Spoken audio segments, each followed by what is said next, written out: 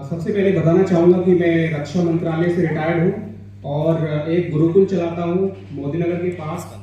और क्योंकि ज्ञान का भंडार है गूगल पे, यूट्यूब पे, हर जगह पे, लेकिन उस ज्ञान को हम आने वाली पीढ़ियों को कैसे बेहतर दे सकते हैं, किस तरह से उसको एक माला में पिरोकर आसान भाषा में, कम शब्दों में, जैसे यहाँ पर आपने देखा कि कम समय मिला सभी को, तो ये समय की मांग है कि कम से कम समय में ज्यादा से ज्यादा ज्ञान लोगों तक कैसे पहुंचे।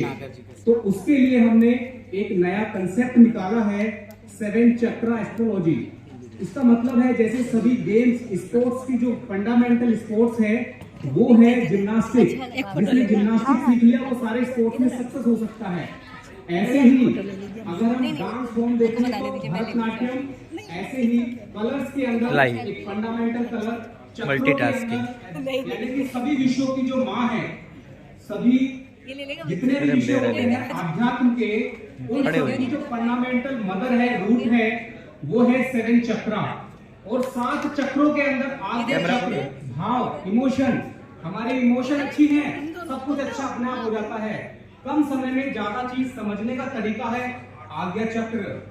अपने मन मुताबिक जिंदगी में खुश रहने का तरीका है आज्ञा चक्र। आज्ञा इसलिए कहते हैं, हम जो चाहते हैं वो एक आदेश बन जाता है, वही एक ऑर्डर होता है प्रकृति का, क्योंकि हम खुद प्रकृति से जुड़ जाते हैं। इसीलिए मैं शॉर्टकट में यही बोलना चाहूंगा कि हमारे जितने भी विषय हैं उन सभी विषयों को एक सुंदर तरीके से जोड़ने की आवश्यकता है, जो किसी भी बंधन से मुक्त हो और आसान तरीके से आम जनता तक पहुंच पाए। उसके लिए हमने जो गुरुकुल बनाया है, वैदिक एस्ट्रो अकेडमी ग्लोबल फाउंडेशन, जो किसी भी विषय को, चाहे आप राजनीति को लीजिए, चाहे आप रामायण, मैं एक एग्जांपल देता हूं रामायण का। रामायण का मतलब है कि किस तरह से हम 7 चक्रों के माध्यम से रामायण को समझ सकते हैं। रामायण के अंदर जिस प्रकार से माता सीता का भैया तो, और जो हमारा आगे ये मूलाधार चक्र है वो रावण, और जो नीचे आपने देखा होगा जो मणिपुर चक्र है यानी हनुमान जी, जो हमारी मन है माता सीता के रूप में, वो माया नगरी में माया रूपी रावण उसे ले जाता है।